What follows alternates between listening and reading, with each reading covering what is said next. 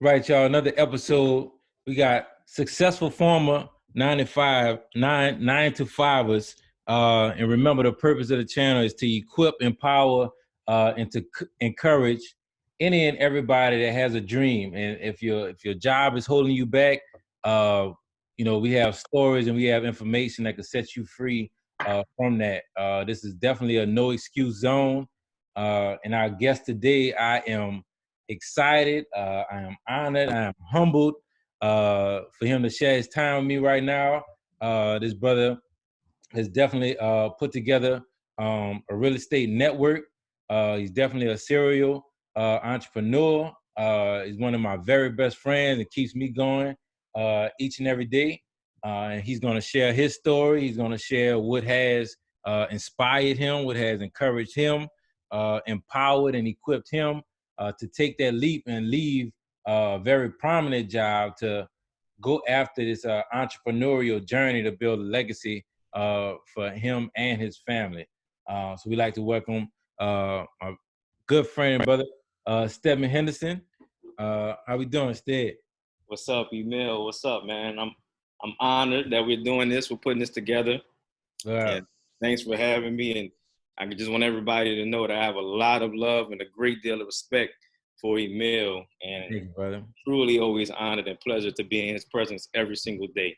Thank you, brother. Rare opportunities to have friends and people like this in your life. I call him a real brother. Thank you. I appreciate that. So we're gonna get all that mushy stuff out the way and get to the meat now, brother. We're gonna get to the meat. Yeah, we're gonna get to the meat. Now, tell the audience a little bit about where you are now and what your goals are moving forward, and then we're gonna jump back into the past and then fast forward back to where we are now. Okay, sounds good. So where I am now is the director of acquisitions for several of our real estate companies. Yep. And basically, what I do is I'm over sales and responsible for all of the leads that come through with our company to make sure that they get under contract, it's the right fit, and we can actually make something happen with these properties once they come down our pipeline. So in a nutshell, what my biggest responsibility is to make sure that we have deals coming in, every day, and locking up deals every day. So on the business side, that's what I'm responsible for, just locking up deals that come through our funnel. Now, outside of that, I'm full-time dad, not really tied down to a clock anymore. And, just make sure that we maintain our company. We're actually moving forward with doing, now I'm responsible for putting together the webinar series that we're going to be doing for information, putting that real estate information out to people who are doing creative real estate deals, putting information out there to people who are interested in owning real estate. Okay. The trials and tribulations of it, the how-tos of it, the things to watch out for. Right. So that webinar series is going to be out there as well. So that's what we've been working on. Good stuff. So we got director acquisitions for the real estate firm. In addition to that, educator. In addition to that, a consultant in that real estate space. So now you're in that entrepreneurial space. You got complete control of your time. What was life like before becoming an entrepreneur? Well, first of all, how long did you want to be an entrepreneur? Is this just born? This is high school? Like, at what point did you know you wanted to be an entrepreneur? Whew. All right. So let me take y'all back a little bit.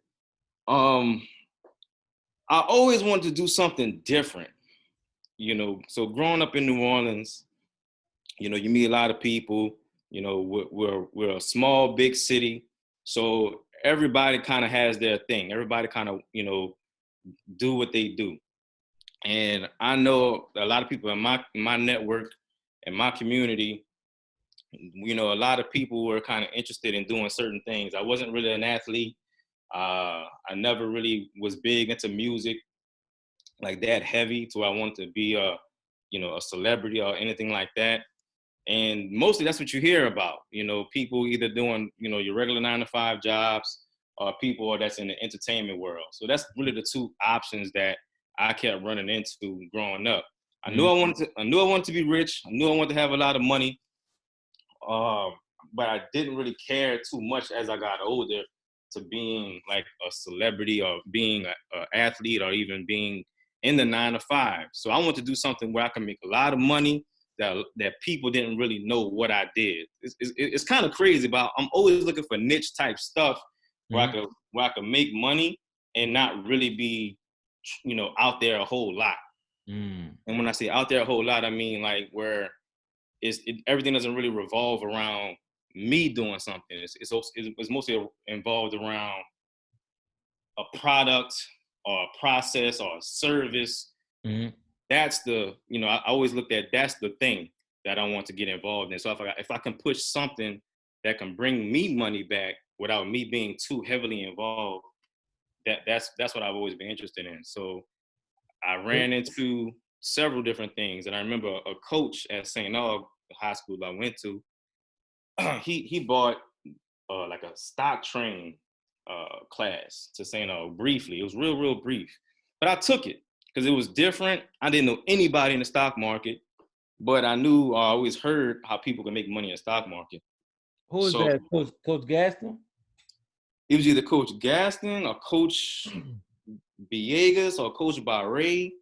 I remember how he looks, but I can't remember his name. I want to say it was either Coach Barre or Coach Villegas. Might have been Coach Gaston. Okay. Shout out to St. Augustine Purple Knights, 2600 AP2 road, class of 05. Let's go.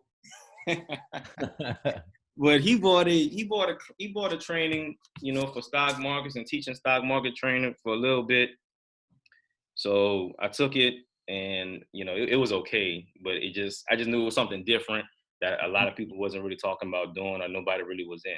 So growing up, I always wanted to do something different that I could still make a lot of money in. Moving forward from that, my parents were entrepreneurs in and out. My mom had her own hair salon, and she was like head manager over several different companies. I'm not really going to name, but she was like one of the top salespeople in different companies that she was working in. Then she had her own hair salon. She had a bunch of different companies and businesses that she was involved in, either building or responsible for sales. So I guess that's where I kind of get my knack from with that, because she was good from what I heard, and I believe. And my dad, he had his own company, still does, where he does construction and contract work.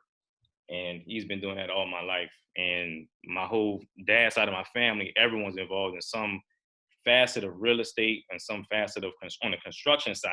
But again, I was never really the handyman type dude. I didn't care to, go out there, get dirty and, hammer and nail stuff and build stuff like that. I was never interested in stuff like that.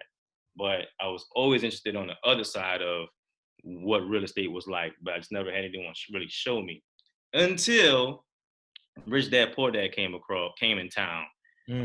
Me and you, that was my first introduction to Robert Kiyosaki and Rich Dad Poor Dad seminar. Me and you, I don't know if you remember, I'm sure you do, but we went to our first seminar together, or at least it was my first seminar for any seminar.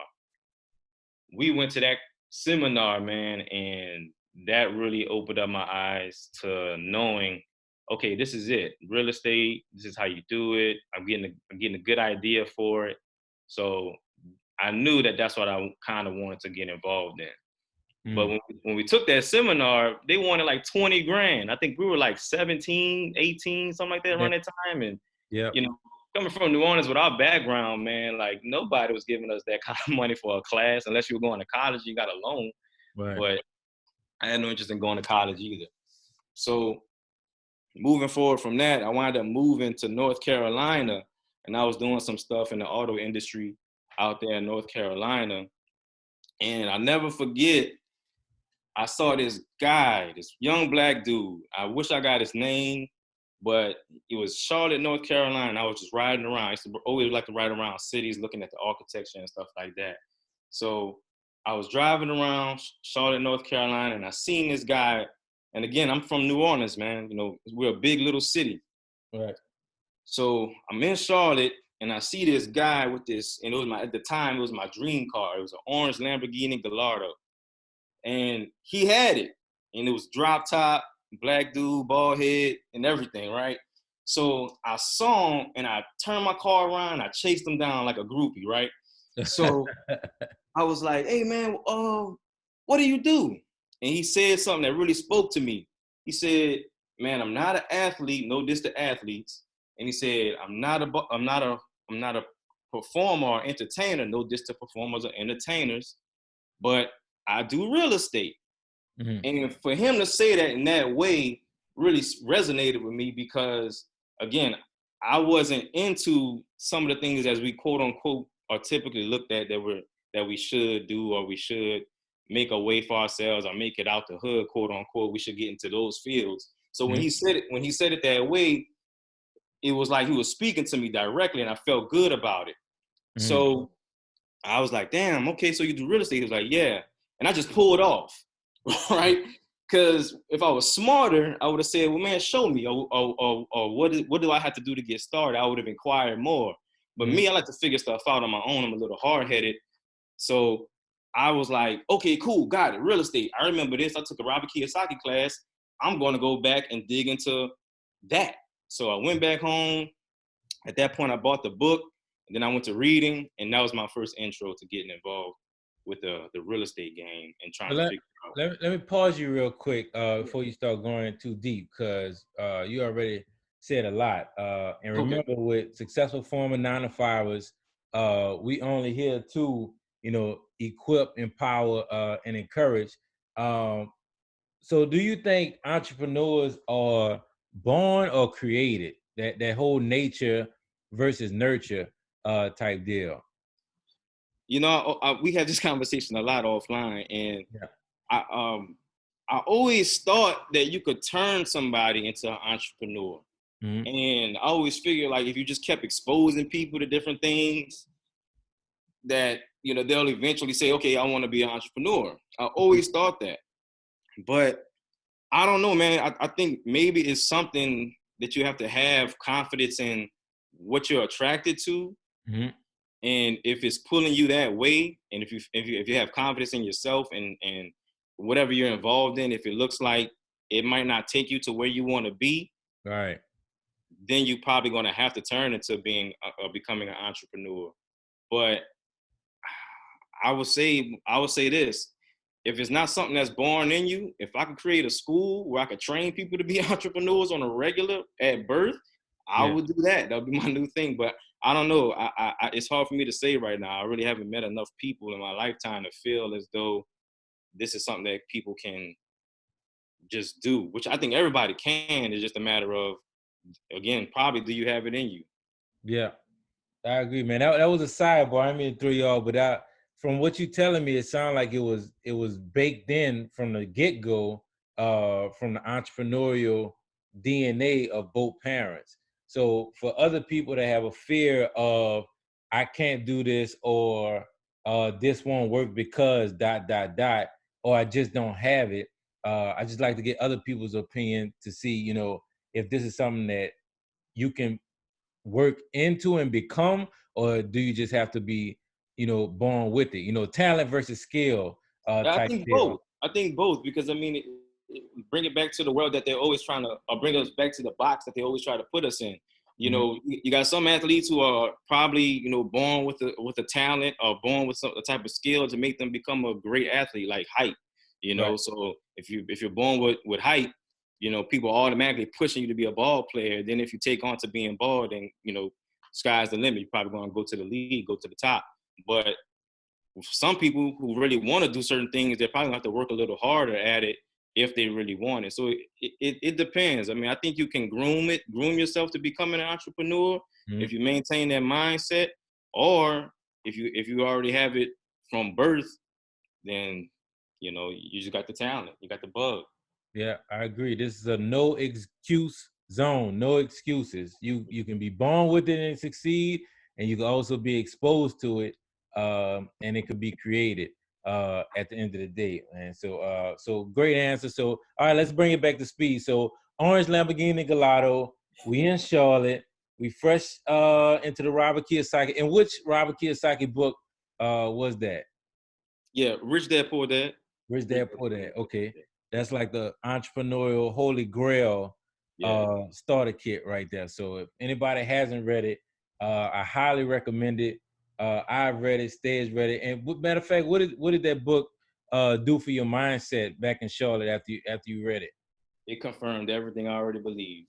What you mean? So again, coming out big little city, either work, get a job, go to college, right? That's what everybody's saying. And as people are telling you this, I'm not believing it because the people that are telling me this aren't really living the lifestyle that I would want for myself. And I'm not even talking about having millions and millions of dollars, but just having flexibility to do whatever you want and still have the financial backing to do, a little bit of whatever you want. But everybody who I know that went to college or that had the 9 to 5 still were complaining about money or still complaining about their lack of joy and happiness. So I knew I wasn't going to go to college. And if I did, which I did for a brief moment, I didn't stay, and I knew I wasn't going to stay. I knew that walking in. So on top of that, for me to have a job and everyone's talking about retirement, I didn't like that type of commitment to work somewhere for 25, 35, 40 years to actually start seeing some real money, AKA your pension or your retirement plan and stuff like that. I wasn't with that. Gotcha. So what is the trajectory look like now from Charlotte? What was your next steps after Charlotte after reading Rich Dad Poor Dad? Okay, yeah. So getting from there, certain things happened in my life where I wind up moving from Charlotte. I was really tired of living out there. The auto industry wasn't really working out for me anymore. I really got fed up, and I wanted to move back home because New Orleans was still in the rebuilding phase of Katrina, and I figured, let me just go back home, see what's happening down there to try to rebuild my city or try to participate in the rebuilding of the city and trying to get some more cash for myself to figure out what I wanted to do. So I left Charlotte, moved back home to New Orleans, and was still trying to figure out my way. Doing odd jobs here, still working in the auto industry locally, looking at different real estate. But the city was still in so much dismay that it was almost like a fear of mine to buy something, not knowing what was going to happen to New Orleans in a couple of years. Like everybody's talking about being, things are going to be rebuilt. But at this point, I'm like 18, 19 years old. I'm still a little ignorant to life and thinking how long is it going to take for the city to turn back around. Some people are saying 5 years, some people saying 10, some people are saying, oh, we don't even think New Orleans is ever going to be the same. So my whole purpose to come back home was to try to figure out how could I build or get involved in real estate back home, but I just wasn't seeing it. I didn't have anybody in my network to kind of say, hey, do this like this. So I kind of backed up off the real estate thing for a little bit and just kept living day to day. As time went on, a couple years went by, and I wind up getting involved with the Orleans Parish Sheriff's Department, working in their auto industry, working on their cars. So the reason why I did that, again, I wasn't really trying to find a job that was going to completely tie me down hourly, while I still could do some kind of niche where it wouldn't require a whole lot out of me, but I can push. I can really kind of control my own life. I was looking for that, trying to control my own hours, but still have a job where, I have a niche. So I went to the Orleans Parish Sheriff's Department, and they had a very, very small, hardly any type of mechanics that were working on their cars at their time consistently. They were outsourcing everything. So I was like, well, damn, this is the opportunity for me to create a niche, get hired within this company and work for them. So that's what I did. I was the only mechanic at that time. Everything else was getting outsourced. So you still had the entrepreneurial mindset going into a government or a corporate infrastructure that I can Yeah, still take over this position, and have some form of autonomy within, a structured environment. Exactly. Okay. Exactly. Yeah, because Okay. I needed this. Obviously, if you're working a job, there's going to be timely structure, but I kind of wanted still to have that muscle to kind of say, well, look, I'm the only one here. Let me get this done at, when I need to get it done. So, and I knew the work was going to be there. So it wasn't like I was, under too much control of someone. And I think at the end of the day, I think that's one of the things that most entrepreneurs, people who have that natural knack to want to be an entrepreneur, I think that's one of the things that we really despise, and feeling like we're being controlled and not Mhm. really having any control.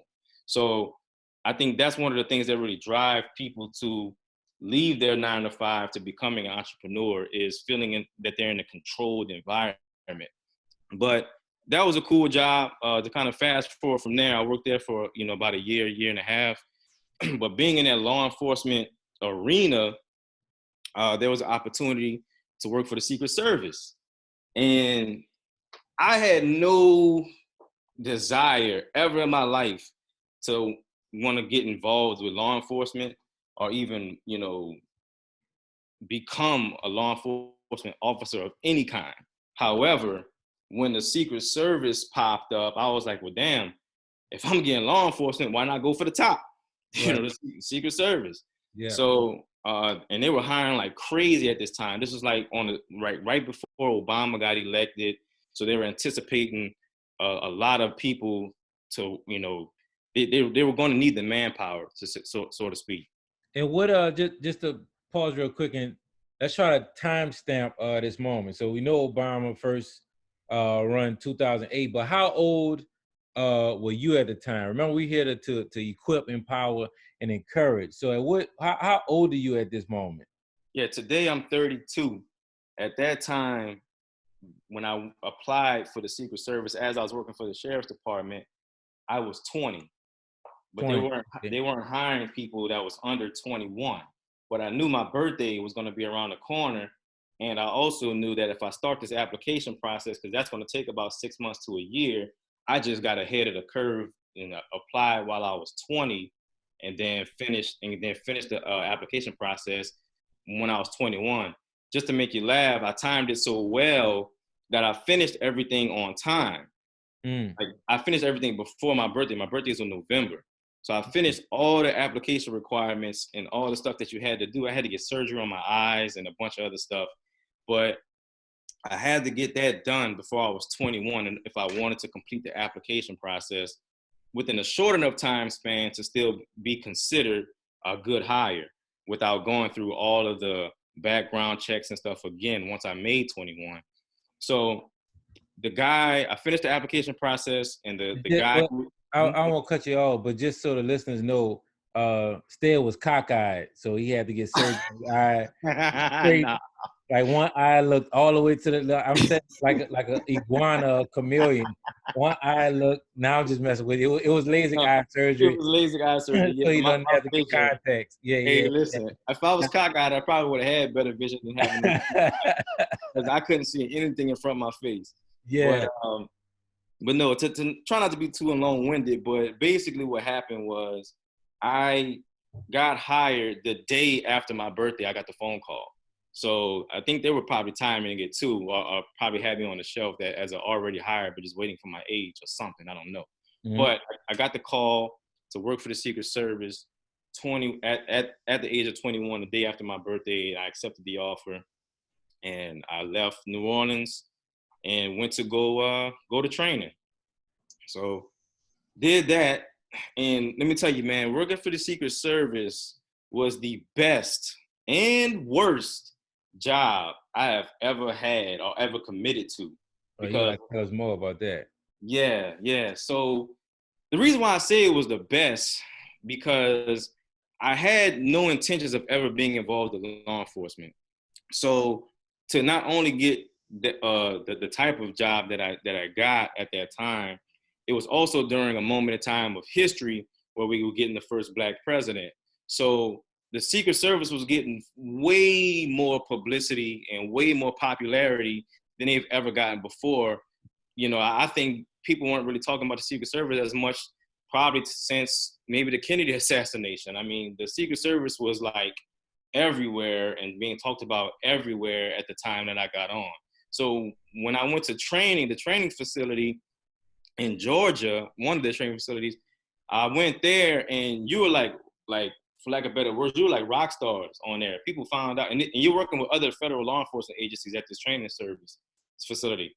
But basically, once you tell people, hey, yeah, you got on with the Secret Service, they were like, wow, your eyes lit up. So, you got a lot of people saying, oh man, you better watch out. You got the first black president. You had a lot of people like, oh man, that ought to be great. Are you gonna be able to meet the first president, black president, stuff like that? So, you heard a lot of stuff, and people had a lot of questions when you were working that type of job at that time. It was historic.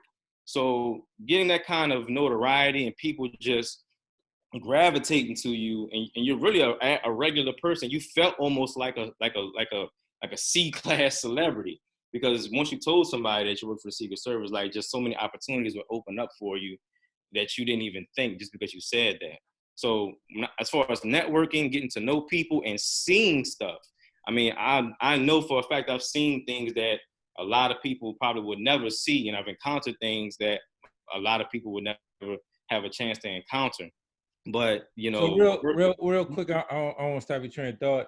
So with that prominence and with that security of that government job, right? Because we have a lot of people that have high net worth jobs, but was that entrepreneurial fire still burning, or had it been suppressed at that time because of the flashing lights of this new job? Oh yeah, so let me tell you, when you land a job like that, and you want to call yourself an entrepreneur, that is really the true test. Because as you said, you've got something. I mean, everybody from my parents, relatives, people I don't even know, left and right, are telling me, hey man, you got a good government job, never leave.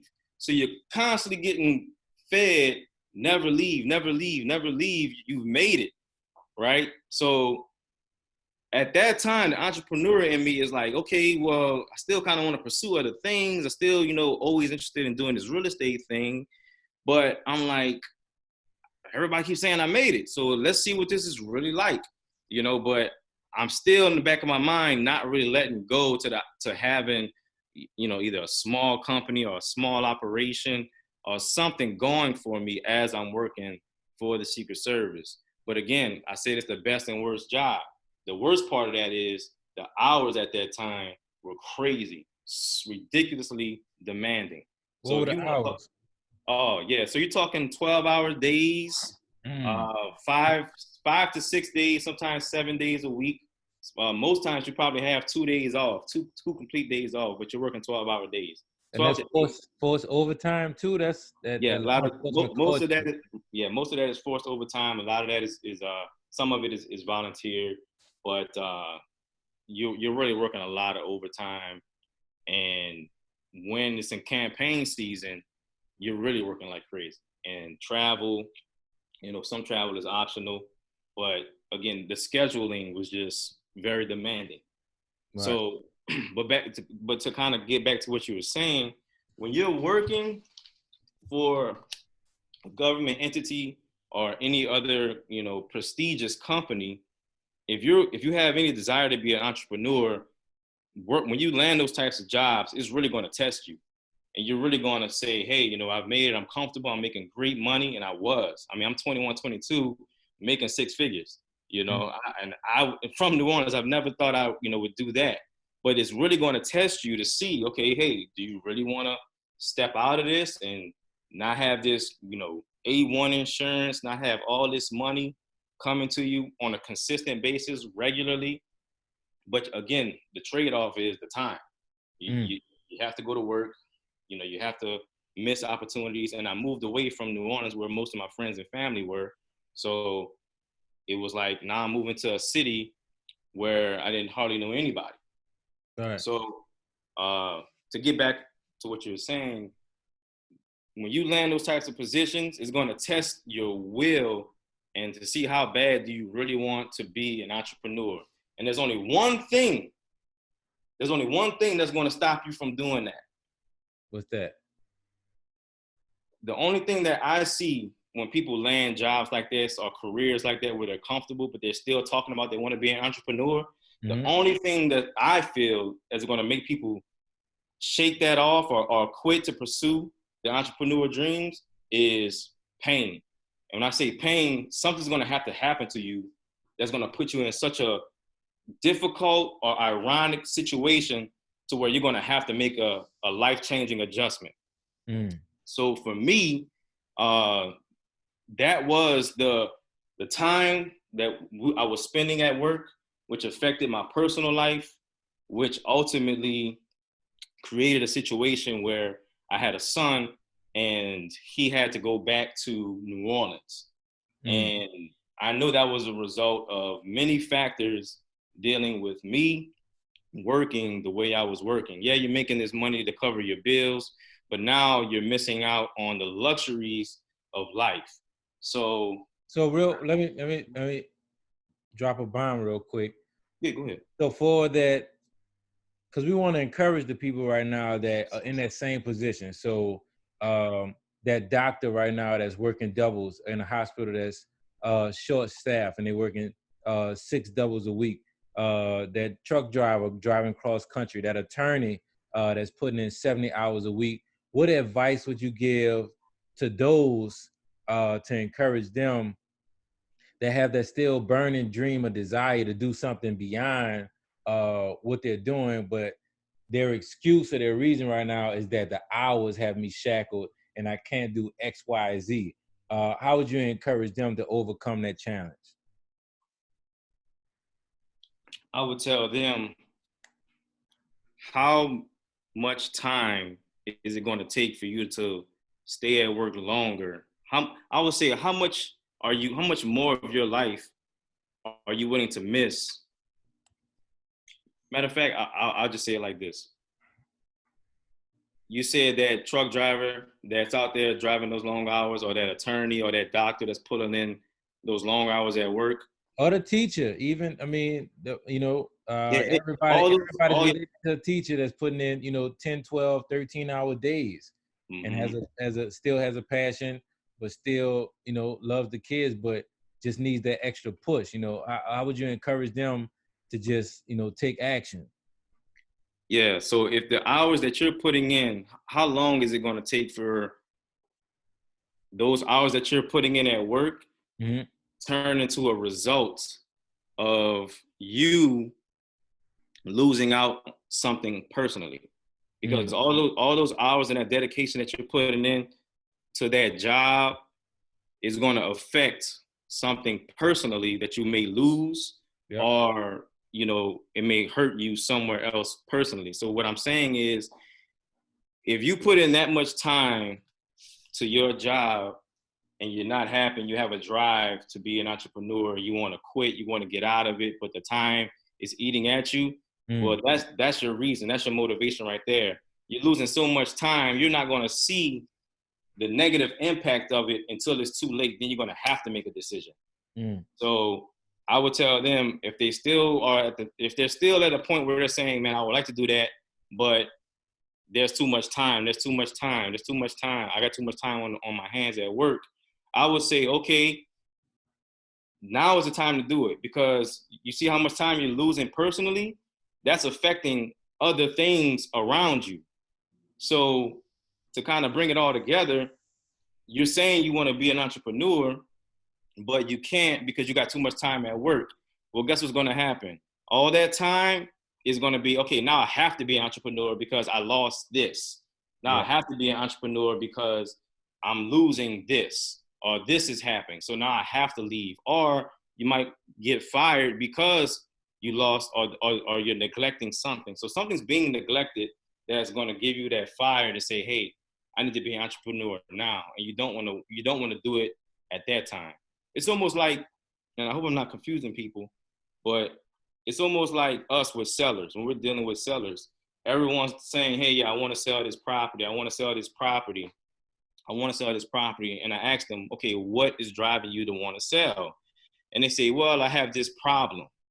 And then I'm like, okay, well, we can solve that problem. Then they're like, well, it's not really a big problem. Mm. But then when that problem actually happens and becomes a bigger problem, now you have to sell. Now you have to do something, and you're going to probably sell it for, an amount that you really don't even care for, because you're trying to solve a problem. So Right. to kind of bring it back full circle, you using the reason, oh, I would like to be an entrepreneur, but I have too much time.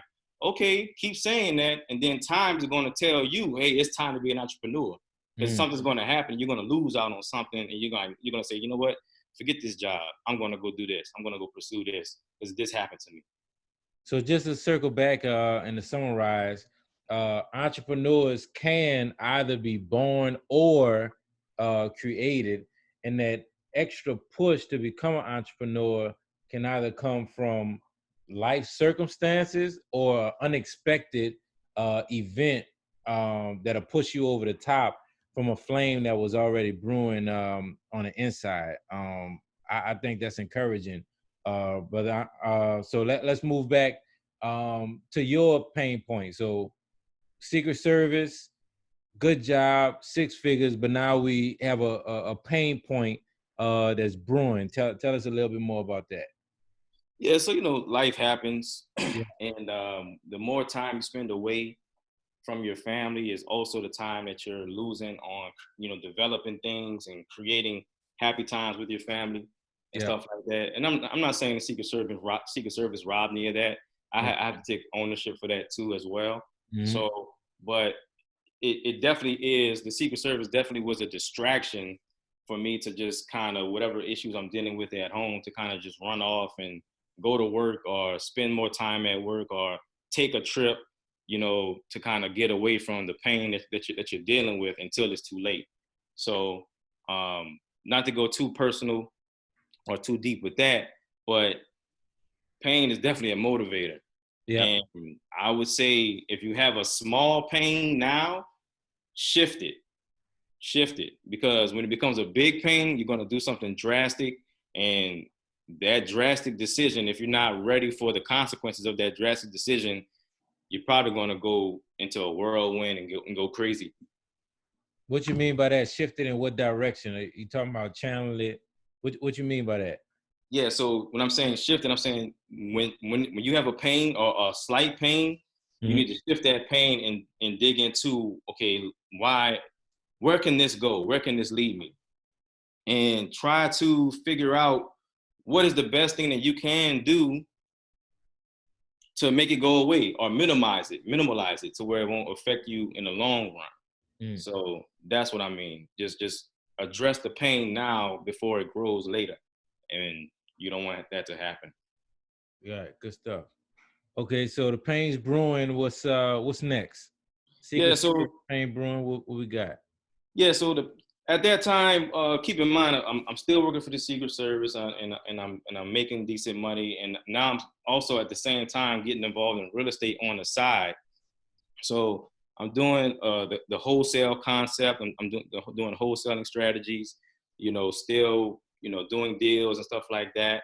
So I'm thinking, okay, I can do both. I can work this government job, and I can also still work with uh, building this real estate business. And at that point, when I made the conscious decision to quit, that's when I said, you know what, I can't do both. I can't work in one business while working in another demanding job. And I have this other personal situation that's happening. I need to make a decision. Am I going to fully commit to what am I going to fully commit to?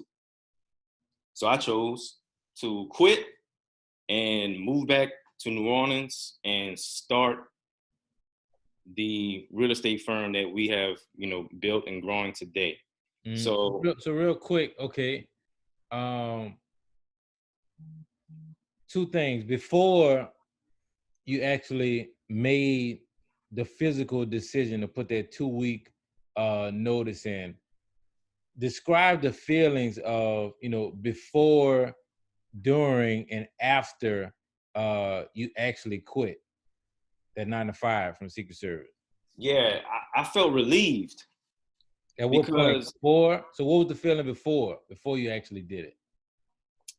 before I did it, I felt committed, Mm, and I was nervous because I didn't know what I didn't know.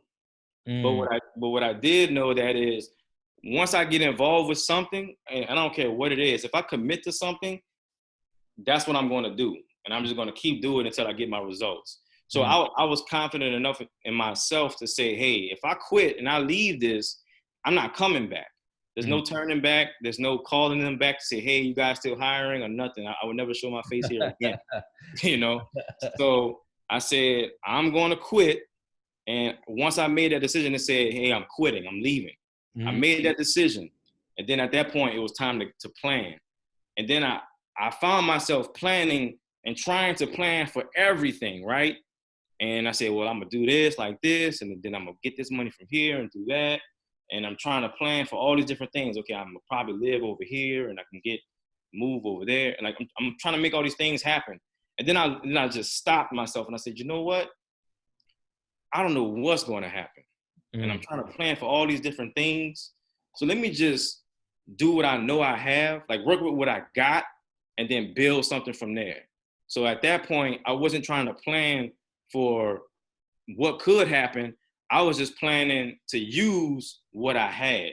And I knew once I sold my house and everything else that I owned, all my other possessions that I knew I can sell to get money from, I mm. knew I was going to have a certain amount of money, and I had to figure out how to move it at that point in time so I won't wind up, really living out in the street, being poor, or not knowing when my next check or when my next dollar is coming in at. I wasn't worried about any of that because my goal was to focus on figuring it out with what I got. And that's what I was committed to. I was committed to that idea, to figure out what I need to do with what I had.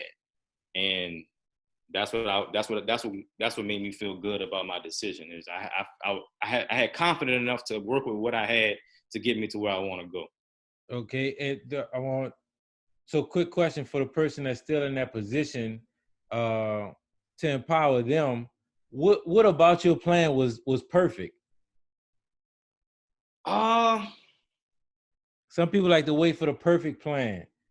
Once yeah, this no, happens, there's then no I'll such then thing. I'll do it. Yeah, go ahead. Yeah, no such thing as the perfect plan. Okay, okay, Um, you can have ideas. right. And I'm a man full of ideas. I call you probably every hour with an idea. Uh, commit to that. Find the idea. Commit to that idea until you see a plan unfold. Okay. Because I said, you know what? I'm gonna get this money, and I would like to move home and get a house because my son, he's always been in the house. So I said, well, I'm just going to go ahead and move to New Orleans and get an apartment and stuff like that. I'm going to forget the house idea, you Mm, know. But that didn't happen. I didn't get an apartment. I wound up actually finding a house, you know.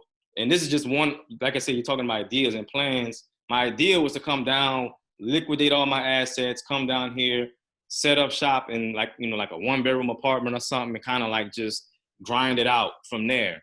yeah. But being in the field I'm in, being in the industry I'm in, I moved down here and came across this property that was literally one street over from where my kid goes to school. Mm. And it was perfect. So at that point, my plan went out the window. I'm like, forget the apartment.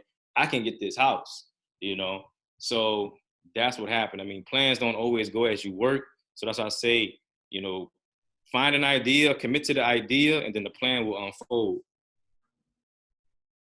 Yeah, I think that's good. So just to recap, your plan wasn't perfect before you took the leap. No, no, no. The Right. only thing that was perfect was I knew what I needed to do to get what I needed to get at the time. So, like I said, I had things, and at this point, it's all about money. Yeah, I'm just thinking about, once I quit, these checks are not coming in. I'm probably gonna have two more checks after this, yeah. you know, and I need to figure out what I'm gonna do and how I'm gonna make my next move. But I had a boatload of money. I liquidated my TSP, thrift savings plan, Okay. or so basically that was my retirement. I liquidated that. I Okay. sold my house, and my house had some equity in it, a good amount of equity in it. Shout out to the realtor who helped me out with that. I'm blanking on the brother's name right now because this is so impromptu. But That's fine. yeah, so We'll put it in the notes. We'll put it in the notes. So we make sure we plug in a realtor. And that was in Maryland? yeah, nah, I don't know. Hold on, pause it real quick, Mel. We'll get to it. We'll get to it. Just tell me about after you took the leap. Right. Okay, hold on. Let me check. All right. So that was before you wanted to plan that leap. And what was your why during that time, before money? The why for what now? To take that leap, to go to entrepreneurship, just to be clear on what your why was, that you were Oh so yeah, committed. What was your yeah, why? no doubt, no doubt.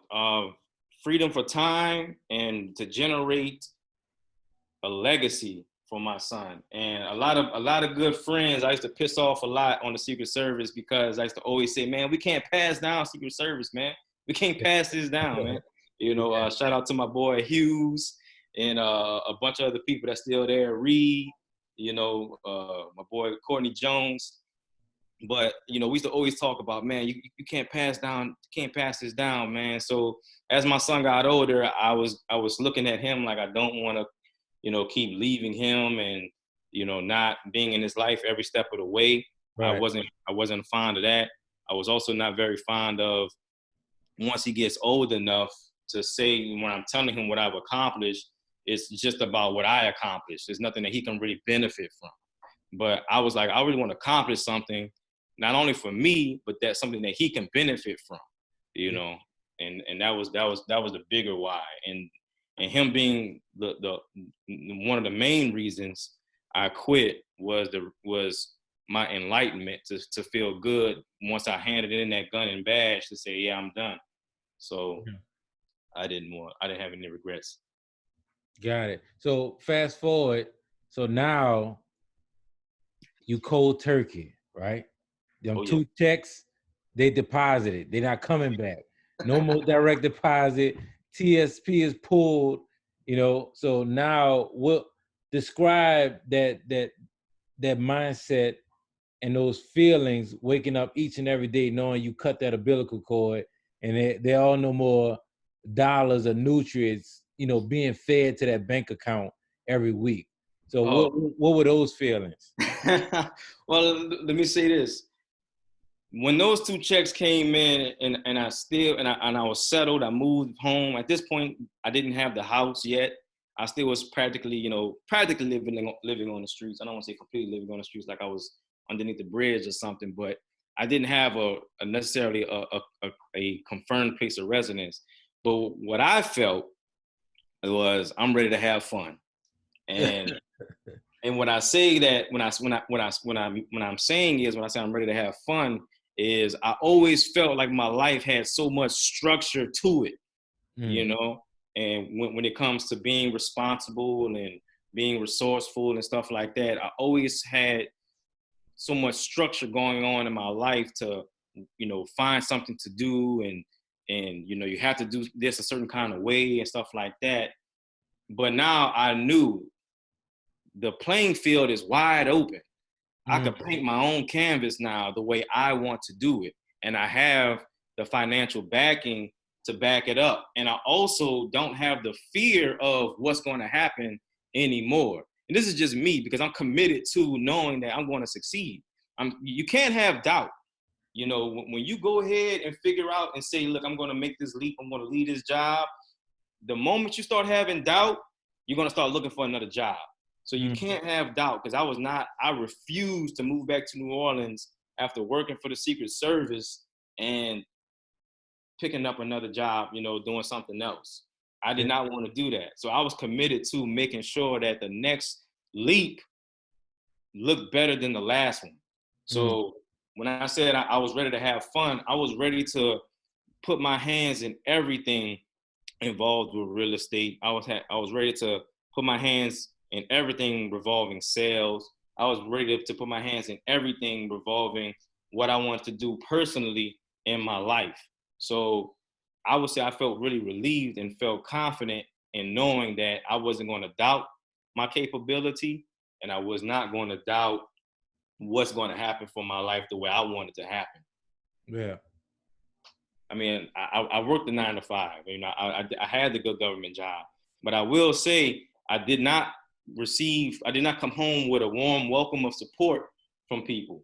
You know, and you were one of my biggest supporters when I was even contemplating leaving, and you were telling me, man, like if I would just plan for the best. You know, you were telling me that, Yeah. and I was confident to know that okay, if I leave, I have to be committed to doing this.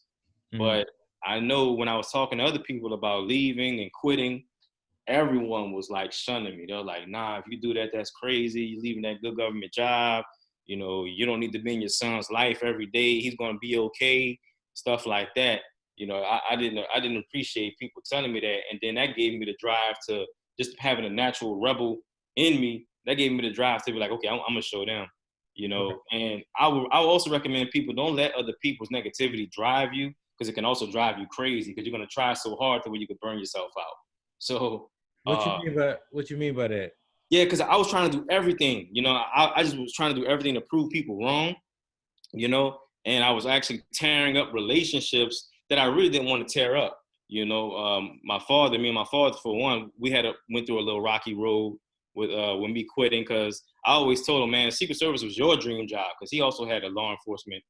He retired from law enforcement as well, but military law enforcement to be exact. But you know, he was really proud of me when I landed that job. So when I told him I was quitting, he was hurt, you know. And when I came home, you know, I wasn't really welcomed with open arms, you know, and I didn't want to ask him for nothing, and he wasn't offering, you know. So we had a rough patch, Wow. and I was really ready to just show him, like, look, man, I'm going to do all of what you think I should have done, all of what you think I should not do, I'm going to do, and that's what happened. So I didn't want to even invite him to my house yet because I was still so enraged that he wasn't even there to support me at a time where I could have used some support.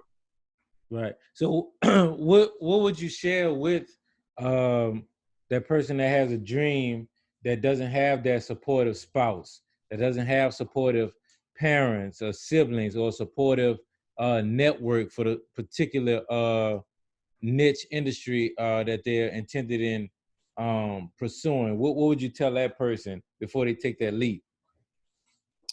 Have confidence in yourself first. Mm.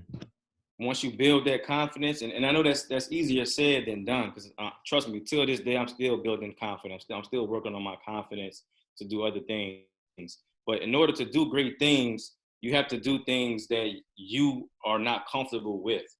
Mm. And what I'm saying by that is you have to build confidence. I would recommend people to definitely always maintain and always consistently build confidence. I know a lot of people like to confuse or try to tear people's confidence down by calling them cocky.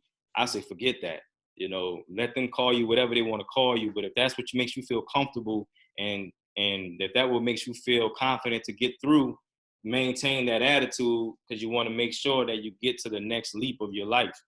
But surround yourself with people, go and network with people or go visit communities or events where they have people that are like-minded, you know, and that can also help your relationships grow, and also that can build your confidence. I tell you all the time, Mill, like I look at you all the time, and you're a person who definitely helps me maintain and grow my confidence with things all the time, you know. So definitely surrounding yourselves with people like that and Yeah. get away from people who aren't really, helpful in that regard. Yeah, thank you for that, man. And shameless plug, one of those community events every third month of the quarter. If you want to ever travel down to New Orleans, we have our REI event, Courtyard Marriott, Gretna, Louisiana, 6 to 9, every first Tuesday, third quarter, last month of the third quarter. You could join us for the REI Superstore, REI meetup, and you can meet Stead in person at any time every last month of the third quarter, that first Tuesday. Uh, But I'm encouraged, man, by the story, man. So tell me a little bit about um, those feelings after you fought against the adversity of non-support. You planned ahead before you actually took that leap. So what was life like when those plans were implemented? Did that plan roll out as you intended to, and what did you feel like as a result of that? Yeah, so it was. I hate to say it, and I may sound too confident, but it was damn near flawless, the execution, and Mm-hmm. it wasn't really planned exactly. It didn't go exactly as planned, but Mm-hmm. the goal was still accomplished. So what I mean is, once I quit, I had no idea of where I was going to where I was going to live. Mm-hmm. Um, because I didn't have, the 9 to 5s coming in, or the check stubs that you would need at most decent apartments to live there. I couldn't really show any proof of that, nor was I even looking to even further engage into that. So real But quick, you had that TSP from over so many years of working. You had equity in the house, so you came down with thousands of dollars and still couldn't get an apartment because of your work history and or credit. correct, Wow, correct. man. I Wow. tried, but at the same time, I wasn't really trying at your, somewhat, as we call it in the real estate world, like your B. I wasn't really trying for your B, C type apartment complexes. I was really looking for like A to B plus style apartments. Gotcha. Yeah. So with their, because they are top of the line apartments, they're not really so willing to accept certain types of people, and when I say that, I mean financially.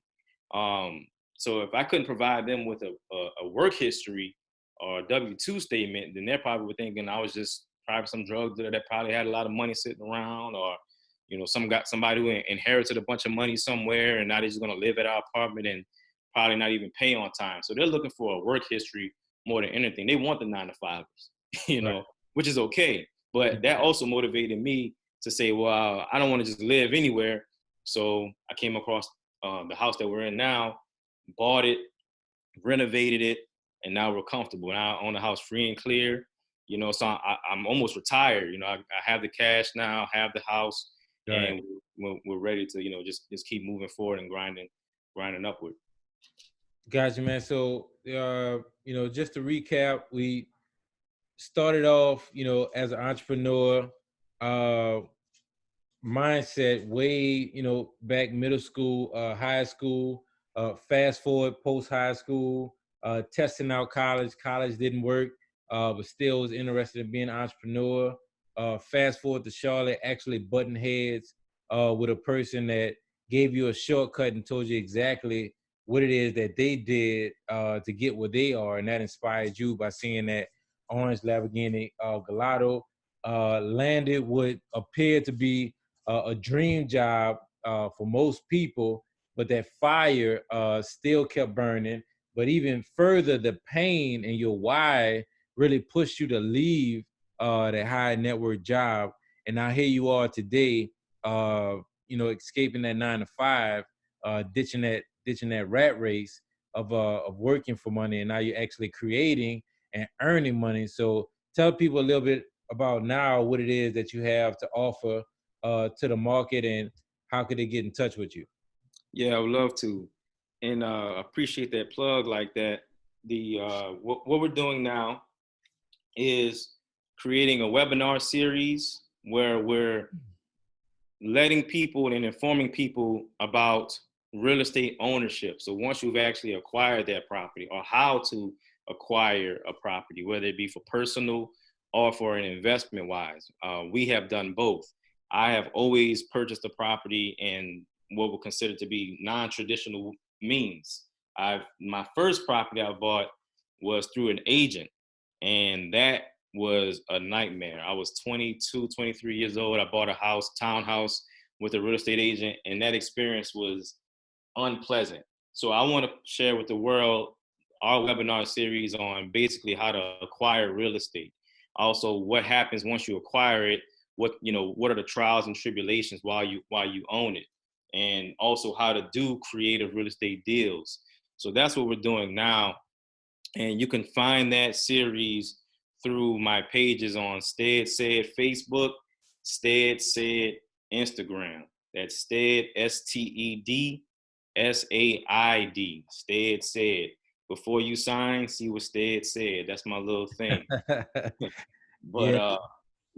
but yeah, so now, I'm always not, now it's just from here going forward, just creating more content online, letting people know that there are resources out there for whatever they're trying to do, whether it be real estate education or the trials and tribulations and of how to execute being an entrepreneur. We have that information available within our group, and we want to share it with the rest of the world. So please feel free to reach out to Emil Hurst or me at Stead Said. We in the business, and we do this, to get somewhere, right? So it does take money to make money. And understand we're always worried about money. Not only do we worry about money, we also worried about, making a whole lot of money. We want to make millions. But I want everybody to know that if you have that good job, or if you have a job in general, it takes money to make money, and it takes time to make millions. So we've already been making money. Now we're just growing it to make the millions. And that's what we're ready to do. Yep, I agree, man. So to equip the people, man. Remember, we our purpose is to equip, empower, and encourage people to go after their dreams, man. What's the one book that you recommend to somebody that can help them where they are now? Oh man, yeah. So once I quit and got with you, and we've been building different things and doing a lot of deals and stuff like that. What the book that has really honed in my skills and really has identified, with me to grow as an individual, with as a professional, really, is this book called So Good They Can't Ignore You. That book has definitely enlightened me to know how to craft and build my business and the businesses that I'm involved in with my personal skill set, with all the skill sets that I have and that I'm attracted to personally. Yeah, good stuff. Well, I'll make sure I put that in the show notes. Listen, man, I know you're super busy. I definitely appreciate the time that you hand carved out of your day to share this with me and the listeners. I appreciate it. Stephen Henderson, everybody. I'll make sure I post his contact information into the show notes. Former successful 9 to 5ers. Let's go.